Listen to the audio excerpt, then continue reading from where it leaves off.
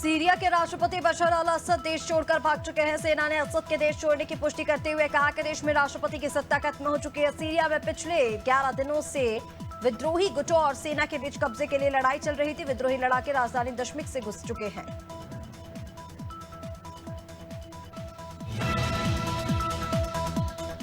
भारतीय विदेश मंत्री एस जयशंकर ने कतर में दोहा फोरम में हिस्सा लिया। यहां उन्होंने हाइड्रोलाइजेशन, रूस यूक्रेन वॉर, भूमध्य सागर, दुनिया भर में फैले तनाव पर बात की। विदेश मंत्री ने कहा कि कैसे भारत रूस यूक्रेन से सीधे बात कर रहा है और दोनों देशों को एक दूसरे के मैसेज पहुंचा रहा है।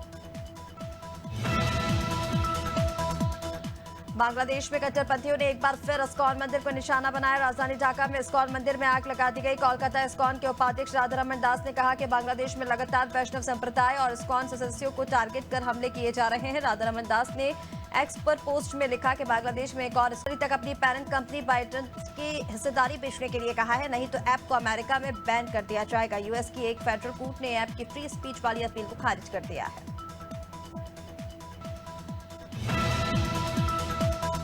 साउथ कोरिया में राष्ट्रपति यून सुक यूल को हटाने के लिए लाया गया महाभियोग प्रस्ताव फेल हो गया। इसे पास होने के लिए 200 वोटों की जरूरत थी, लेकिन विपक्ष के पास सिर्फ 192 सांसद ही थे। इसके अलावा सत्तारूढ़ दल के 3 सांसदों ने इसके पक्ष में वोट किया। इसके बाद वोटों को गिने बिना ही प्रस्ताव को रद्द कर दिया गया।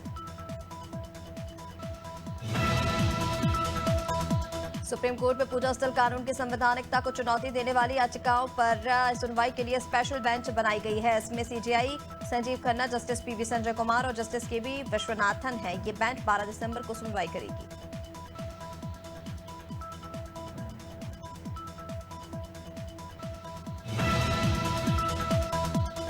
मध्य प्रदेश हाईकोर्ट ने हाई स्कूल शिक्षकों की नियुक्ति के मामले में आयुक्त लोक शिक्षण को रिकॉर्ड पेश करने के लिए 10 दिन का समय दिया है। चीफ जस्टिस सुरेश कुमार कैत और जस्टिस विवेक जैन की खंडपीठ ने कहा कि अगर 10 दिन में रिकॉर्ड पेश नहीं किया तो 25,000 रुपए का जुर्माना लगाया जाएगा।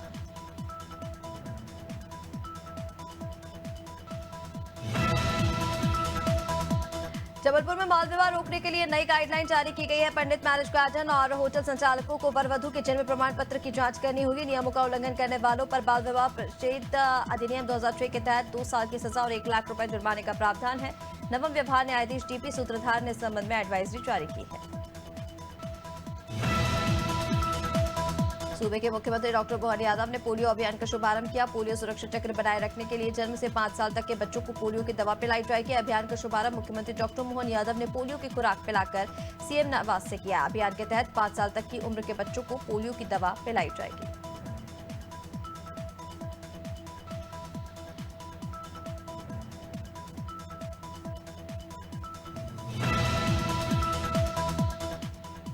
मंत्री प्रहलाद सिंह पटेल दमोह में पंचकल्याणक गजरत महोत्सव में शामिल हुए। इस दौरान उन्होंने मुनियों का आशीर्वाद दिया। इस अवसर पर आयोजन समिति के जरिए मंत्री प्रहलाद सिंह पटेल का सम्मान किया गया। आयोजन स्थल पर हजारों की संख्या में श्रद्धालु मौजूद रहे।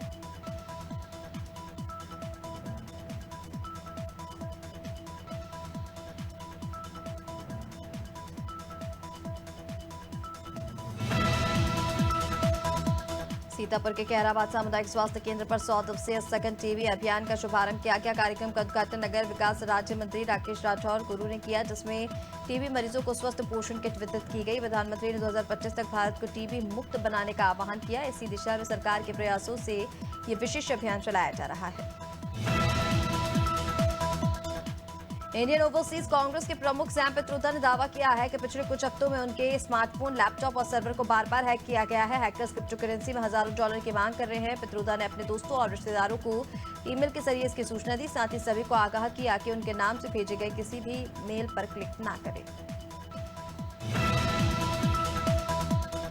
दुर्ग के उतई थाना क्षेत्र के पत्थर खदान में महिला की संदिग्ध अवस्था में लाश मिली है। महिला शरीर पर चोट के निशान मिले हैं, जिससे हत्या की आशंका जताई जा रही है। पुलिस से मिली जानकारी के मुताबिक पुलिस को सूचना मिली थी कि पत्थर खदान में एक महिला का शव पड़ा हुआ है। सूचना के बाद मौके पर पहुंची पुलिस ने शव बरामद किया और पोस्टमार्टम के लिए भेज दिया है।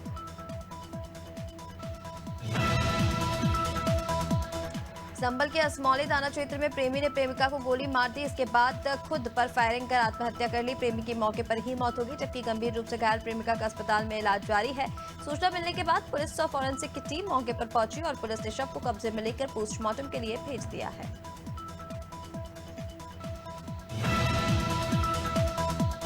हरदोई में एक युवक की ईंटों पत्थरों से कूच कर हत्या कर दी गई। घटना पेहानी थाना क्षेत्र की है, जहां एक युवक का पड़ोसी युवक से गांजा मांगने को लेकर विवाद हुआ था। आरोपी युवक ने ईंट पत्थरों से युवक पर हमला किया, जिससे उसकी मौत हो गई। वही सूचना के बाद मौके पर पहुंची पुलिस ने शव को पोस्टमार्टम के लिए भेज दिया और हत्या के आरोपी को गिरफ्तार कर लिया है।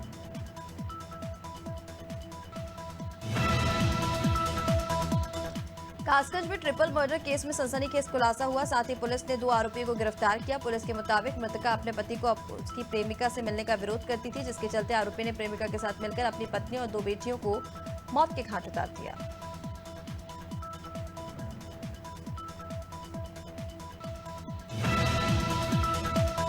हापुड़ पुलिस ने सलमान हत्याकांड का खुलासा करते हुए आरोपी को गिरफ्तार किया, जिनके कब्जे से हत्या के इस्तेमाल किए गए हथियारों को भी जब्त किया गया। बताया जा रहा है कि आरोपी से मृतक बार-बार अपने उधारी के पैसों की मांग करता था, जिससे परेशान होकर आरोपियों ने सलमान की हत्या कर दी। बहरहाल पुलिस ने आरोपी पर मुकदमा दर्ज कर गिरफ्तार कर लिया है और अब आरोपी को जेल भेज दिया है। दमोह में पतरिया थाना क्षेत्र से दुष्कर्म का मामला सामने आया। पुलिस ने पीड़िता के परिजन की शिकायत पर 2 आरोपियों को गिरफ्तार किया। साथ ही आरोपियों के पास से मोबाइल जब्त किए गए। पुलिस ने बताया कि दोनों आरोपी नाबालिग हैं। फिलहाल पुलिस मामले की जांच में जुट गई है।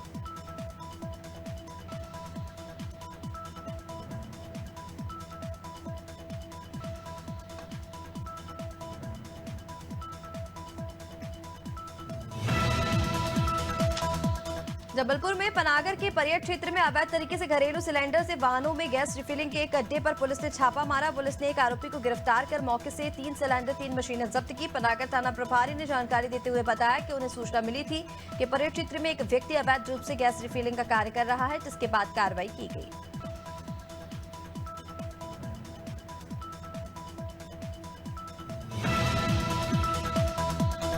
सुल्तानपुर में साधु के वेश में कार सवार 3 लोगों ने स्कूली छात्रों को अगवा करने की कोशिश की। मामला देहात कोतवाली क्षेत्र का है, जहां स्कूल जाने के लिए घर से निकले 3 बच्चों को रास्ते में साधु वेशधारी 3 लोगों ने जबरन कार में बैठा लिया। ग्रामीणों ने तिवरीपुर गांव के पास से आरोपी साधुओं को पकड़ लिया है। जमकर पिटाई कर पुलिस के हवाले भी कर दिया है।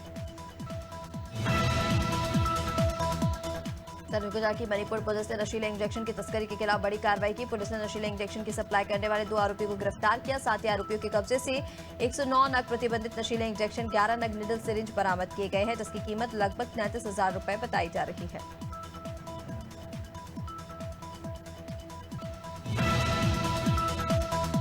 इंदौर की खजराना पुलिस ने एमडी ड्रग्स के साथ 2 तस्करों को पकड़ा। इनके पास से 17 ग्राम एमडी ड्रग्स मिली है। इसकी कीमत 2 लाख रुपए बताई जा रही है। बता दें कि पुलिस ने खजराना थाना क्षेत्र में चेकिंग अभियान चलाया था और इसी दौरान पुलिस ने 2 संदिग्ध लोगों की तलाशी ली, जिनके पास से 17 ग्राम एमडी ड्रग्स बरामद हुए, जिसके बाद पुलिस ने दोनों आरोपियों को गिरफ्तार कर लिया है। दमोह जिला अस्पताल के लैब टेक्नीशियन अनूप करे 2 लाख की ऑनलाइन ठगी से होने से बच गए हैं। दरअसल उनके मोबाइल पर अनजान कॉल आ रहा था और आरोपियों ने 17 एफआईआर दर्ज होने के हवाले देते हुए 2 लाख रुपए की मांग की। अनूप को कमरे में बंद होने के लिए कहा। परेशान होकर अनूप ने खुद को 2 घंटे के लिए कमरे में बंद किया। सूचना के बाद साइबर सेल टीम ने अनूप ठगी से बचाव किया। बुल्ढाना की मलकापुर शहर पुलिस ने गुटखा और तंबाकू से भरे एक ट्रक को जब्त किया, जिसकी कुल कीमत करीब 88 लाख रुपए बताई जा रही है। बता दें कि पुलिस को मुखबिर से सूचना मिली थी कि एक कंटेनर राष्ट्रीय राजमार्ग 53 से भुसावल की ओर जा रहा है, जिसमें अवैध रूप से गुटखा ले जाया जा रहा है।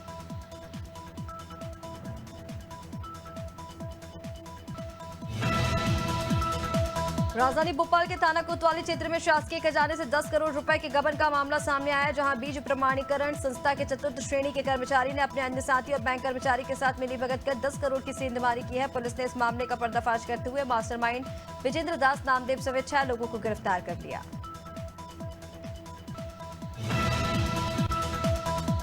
सिवनी जिले के बरगाचरी और डूंडा सिवनी थानों की संयुक्त पुलिस टीम को बड़ी सफलता मिली है। पुलिस की संयुक्त टीम ने 37 चोरी की वारदातों का खुलासा किया। साथ ही 2 शातिर चोरों को गिरफ्तार किया। पुलिस ने आरोपियों के कब्जे से 9,92,000 रुपए नकदी, 2 कारें, 3 बाइक, हथियार समेत अन्य सामान बरामद किया। जब्त सामान की कीमत 21 लाख रुपए बताई जा रही है। शामगढ़ थाना क्षेत्र के बनी गांव में पूर्व सरपंच चंदर सिंह के बेटे का बंदूक की नोक पर अपहरण का मामला सामने आया। घटना से आक्रोशित लोगों ने सड़क जाम किया। सूचना मिलने के बाद मौके पर पहुंचे सब इंस्पेक्टर कुलदीप सिंह राठौर ने समझाइश देकर जाम खुलवाया, तो वहीं पुलिस को जांच के दौरान युवक घायल अवस्था में मिला, जिसे अस्पताल में भर्ती कराया गया। जबलपुर में वेयर हाउस संचालक के पति पर शाहपुरा थाना में एफआईआर दर्ज कराई गई है। साथ ही गोदाम को ब्लैकलिस्ट करने और लाइसेंस निरस्त करने की कार्रवाई की है। ये कार्रवाई राज वेयर हाउस के प्रोप्राइटर अराता बिल्ला के पति नीरज बिल्ला पर की गई है। उन पर शासकीय कार्य में सहयोग न करने, धान उपार्जन कार्य से मना करने का आरोप है।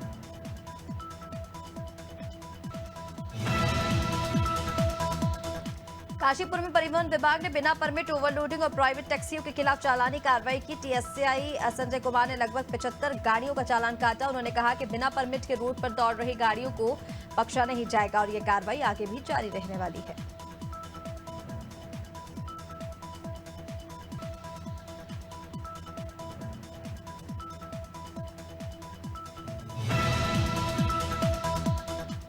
रानीखेत में प्रशासन की टीम ने जमीनों का निरीक्षण किया। संयुक्त मजिस्ट्रेट राहुल आनंद ने टीम के साथ क्षेत्र की जमीनों का बारीकी से निरीक्षण किया। बता दें कि उत्तराखंड में जमीनों पर हो रहे कब्जे को लेकर सीएम धामी ने आदेश जारी किए हैं, जिसके बाद रानीखेत में सरकारी भूमि पर अतिक्रमण को लेकर प्रशासनिक टीम ने जांच के निरीक्षण में अवैध कब्जे का मामला सामने आया।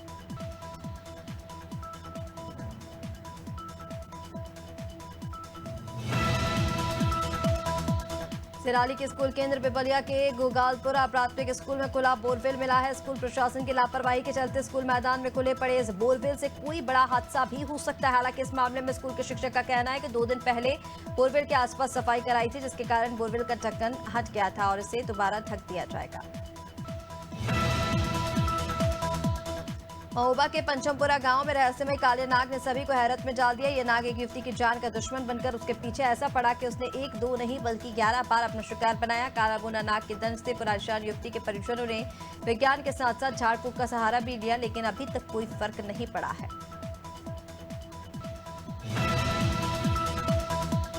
रुड़की के घाट क्षेत्र बुग्गावाला में कुमार हेल्थ केयर क्लिनिक अब अस्पताल में तब्दील हो गया और यह अस्पताल नए रूप से जनसेवा करेगा। पिछड़े क्षेत्र में अस्पताल की कमी के कारण लोगों की रुड़की, हरिद्वार और ऋषिकेश जैसे हायर सेंटर पर जाना पड़ता था, लेकिन अब इस अस्पताल से सैकड़ों गांवों को बेहतर चिकित्सा सुविधा मिल सकेगी।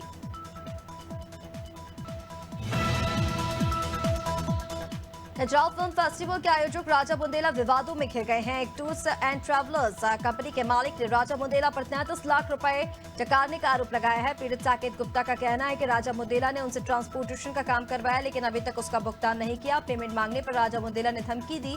अब पीड़ित ने राजा बुंदेला के खिलाफ थाने में शिकायत दर्ज कराई है। जबलपुर में बाल भिक्षा वृत्ति तेजी से बढ़ती जा रही है। जिला प्रशासन ने इस पर अंकुश लगाने के लिए एक अभियान शुरू किया है। इस मुहिम के जरिए भिक्षा वृत्ति करने वाले बच्चों के पुनर्वास केंद्र बनाया जाएगा, लेकिन इस अभियान की गति धीमी है। इसके चलते अभी भी सड़कों पर बच्चे भीख मांगते नजर आ रहे हैं।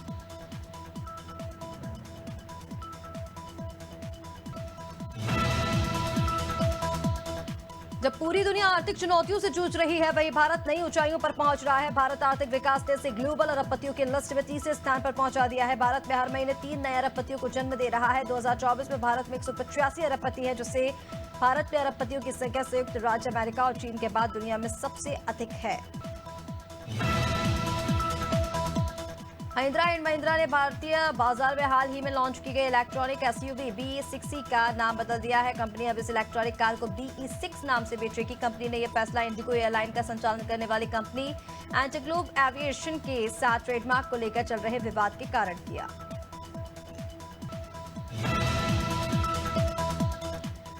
बिलियनियर एलन मस्क के एआई चैटबॉट ग्रॉक अब इस्तेमाल करने के लिए किसी भी प्रकार का पेमेंट नहीं करना होगा। ये अब सोशल मीडिया प्लेटफॉर्म एक्स पर सभी के लिए अवेलेबल हो गया है। मस्क की आर्टिफिशियल इंटेलिजेंस सब कंपनी XAI ने पिछले साल 2023 में ग्रॉक को लॉन्च किया था।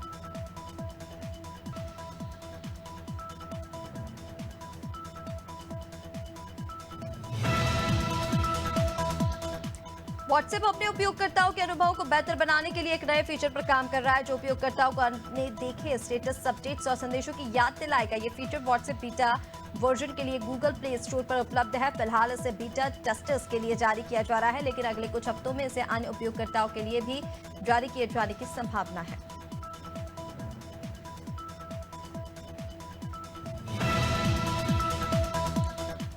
बीसीसीआई के joint secretary Devajit Saikia board के इंटरिम सेक्रेटरी बनाए गए हैं। ये जय शाह की जगह लेंगे, जिन्होंने 1 दिसंबर को आईसीसी चेयरमैन का पद संभाला।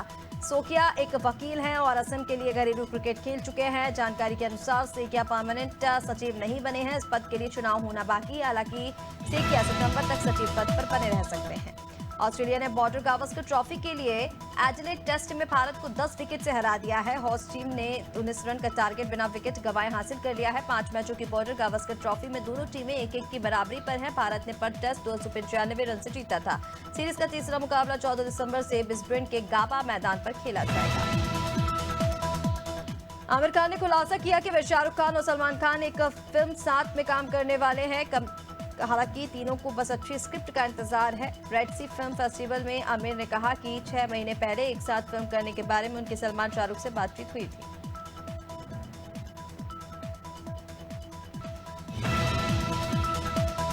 बॉलीवुड कपल ऐश्वर्या राय अभिषेक बच्चन इन दिनों तलाक की खबरों के चलते सुर्खियों में है। हालांकि कपल ने अब साथ में पब्लिक अपीयरेंस देकर इन खबरों पर विराम लगा दिया है। कपल हाल ही में रेडियोलॉजिस्ट डॉक्टर भुजंग पाई की बेटी श्वेता पाई की शादी में हिस्सा बने थे, जहां से उनकी फैमिली फोटो सामने आई है।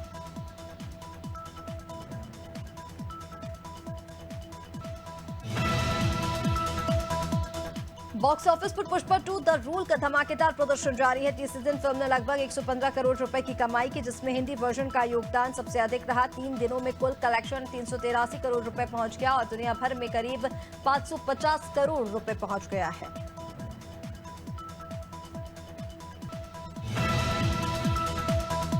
सुपरस्टार धर्मेंद्र आज अपना 19वां बर्थडे मना रहे हैं। सोशल मीडिया प्लेटफॉर्म इंस्टाग्राम के जरिए सनी देओल ने अपने पापा को शुभकामनाएं दी। सनी देओल ने कुछ अनसीन तस्वीरों के साथ पिता धर्मेंद्र को बर्थडे विश किया। कैप्शन में लिखा है कि हैप्पी बर्थडे पापा, मैं आपसे बहुत प्यार करता हूं।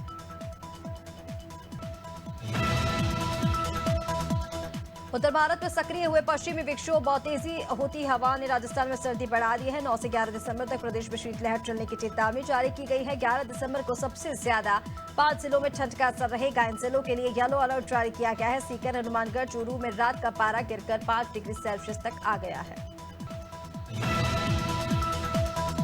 वेस्टर्न डिस्टर्बेंस की वजह से मध्य प्रदेश के पूर्वी हिस्से के जिलों में अगले 24 घंटे में बारिश के आसार है। जबलपुर समेत 13 जिलों में बारिश हो सकती है। ग्वालियर, चंबल संभाग में बर्फीली हवाएं चलेंगी, जबकि भोपाल, इंदौर, उज्जैन में ठंड का असर रहेगा। पूर्वी हिस्से में जहां बारिश और बादल रहेंगे, तो वहीं उत्तर और पश्चिमी हिस्से में ठंड का असर पड़ जाएगा।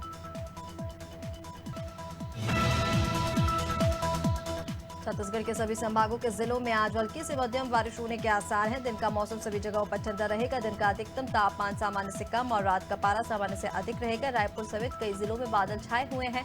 आउटर के इलाकों में हल्की बूंदाबांदी हुई है। प्रदेश भर में अंबिकापुर सबसे ठंडा रहा। यहाँ रात का पारा 9.8 डिग्री सेल्सियस दर्ज किया गया। वाराणसी, कानपुर समेत यूपी के 43 जिलों में कोहरा छाया है। विजिबिलिटी 100 मीटर रह गई है। सर्द हवाओं से ठंड बढ़ गई है। मेरठ सबसे ठंडा रहा है। यहाँ का न्यूनतम तापमान 6.3 डिग्री सेल्सियस दर्ज किया गया। वही मौसम विभाग का कहना है कि आजकल प्रदेश के 38 जिलों में बारिश हो सकती है।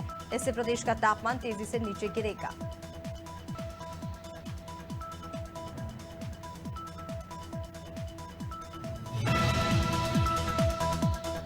और झारखंड के मौसम का मिजाज आज से बदल सकता है। 8, 9 और 10 दिसंबर को राज्य के अलग अलग हिस्सों में हल्के से मध्यम दर्जे की बारिश होने की संभावना जताई गई है। राज्य के कई जिलों में मेघ गर्जन भी हो सकता है। आज और कल हल्की बारिश हो सकती है। आज सबसे अधिक असर राज्य के पश्चिमी और मध्य हिस्से में हो सकता है।